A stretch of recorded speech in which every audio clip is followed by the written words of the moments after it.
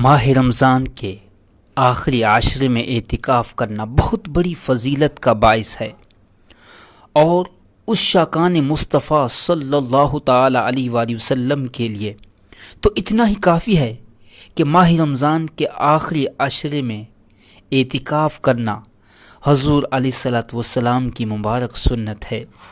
اور چونکہ بندہ اس میں اپنے آپ کو مکمل طور پر کلیتاً اللہ کی عبادت میں منہمک کر دیتا ہے، دنیا سے فارغ ہو کر اللہ کی عبادت میں مشغول ہو جاتا ہے۔ فضیلت کی بات کی جائے تو سرکار علیہ الصلوۃ والسلام نے فرمایا، من اعتکف ایمانا و احتسابا غفر له ما تقدم من ذنبہ، کہ جس نے ایمان کے ساتھ ثواب کے لیے، للہیت کے لیے ماہ رمضان کے آخری عشرے میں اعتکاف کیا تو اس کے پچھلے گناہ اللہ رب العزت بخش دے گا۔ اور دوسری حدیث میں فرمایا، کیا بڑی فضیلت ہے،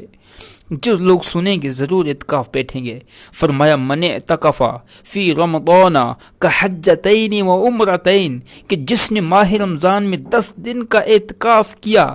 تو وہ ایسا ہے جیسا اس نے 2 حج اور 2 عمرے کر لیے۔ امام حسن بصری فرماتے ہیں کہ اعتکاف کرنے والے کو روزانہ 1 حج کا ثواب ملتا ہے، اور چونکہ اعتکاف کا مطلب بھی یہی ہے کہ اللہ کی عبادت میں، اللہ رب العزت کی بارگاہ میں اس کی عبادت پر بندہ کمر بستہ ہو کر بیٹھا رہے، اور اس کی یہی دھن ہوتی ہے، یہی خواہش ہوتی ہے، یہی تمنا ہوتی ہے کہ کسی بھی طرح سے اللہ رب العزت اس سے راضی ہو جائے۔ اور اعتکاف کرنے والا شب قدر کو پا لیتا ہے،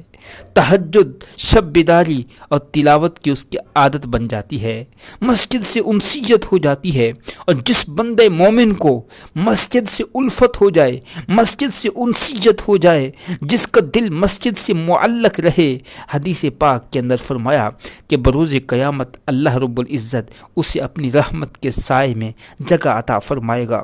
اعتکاف کرنے والا دنیا سے بے رغبتی اختیار کر لیتا ہے، اللہ سے متوجہ ہو جاتا ہے، رجوع اللہ کرتا ہے، اسے ذکر کی توفیق مل جاتی ہے، خلوت کے موقع میسر آتے ہیں، اور جب خلوت میں ہو اپنی خطاؤں کو یاد کر کے رو کر اللہ کی بارگاہ میں رجوع کرتا ہے تو آنسو بہہ کر نکلتے ہیں۔ وہ کیا ایک